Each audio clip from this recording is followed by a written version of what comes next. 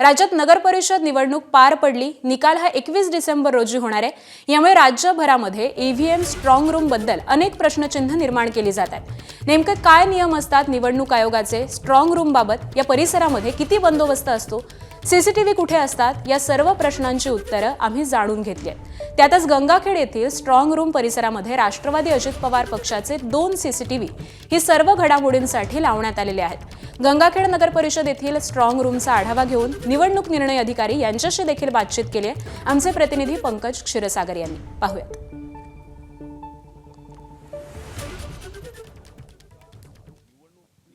तो लांबलेला 21 डिसेंबर रोजी हा निकाल होणार आहे आणि याच अनुषंगानं स्ट्रॉंग रूम असेल, ईव्हीएम असेल, याबाबत शंका प्रश्नचिन्ह उपस्थित केले जात आहेत।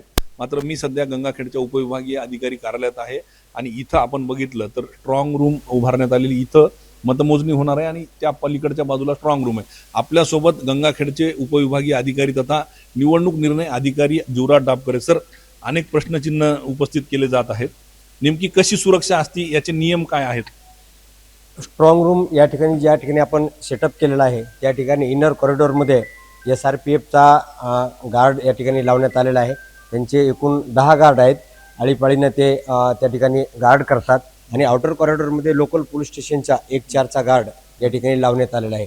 याचबरोबर एक सिव्हिल ऑफिसर सुद्धा 8 तासासाठी या ठिकाणी नेमण्यात आलेला आहे। तसेच सुरक्षा कक्ष स्ट्रॉंग रूमच्या बाहेर CCTV कॅमेरे लावण्यात आलेले आहेत आणि त्याचबरोबर फायर एक्सटिंग्विशर आणि फायर फायटर याची सुद्धा आपण या ठिकाणी व्यवस्था केलेली आहे। तर ह्यामध्ये सगळ्यात महत्त्वाचा प्रश्न असा असतो की CCTV नेमके कुठे लावलेले असतात, त्याचे नियम काय आहेत? CCTV ही स्ट्रॉंग रूम ज्या ठिकाणी उभारण्यात आली आहे त्याच्या दर्शनी भागात आणि ज्या ठिकाणून मुव्हमेंट होते त्या ठिकाणी लावण्यात आलेले असतात। आतल्या बाजूला कुठलाही CCTV किंवा लाईट्स आपण लावत नाही। निवडणूक आयोगाच्या सूचनेप्रमाणे CCTV हे एंट्रन्स आणि लॉबीमध्ये लावण्यात येत असतात। तर काही उमेदवारांकडून काही मागणी करण्यात आलेली का अतिरिक्त सुरक्षा बलाची किंवा मग CCTV लावण्यासंदर्भामध्ये? आमच्याकडे लेखी स्वरूपात उमेदवारांकडून लेखी मागणी आल्यावरून आम्ही उमेदवाराला त्यांचे लॉबीमध्ये CCTV लावण्याची परवानगी देण्यात आली। एका उमेदवारांनी त्यांचे 2 CCTV कॅमेरे लावलेले आहेत।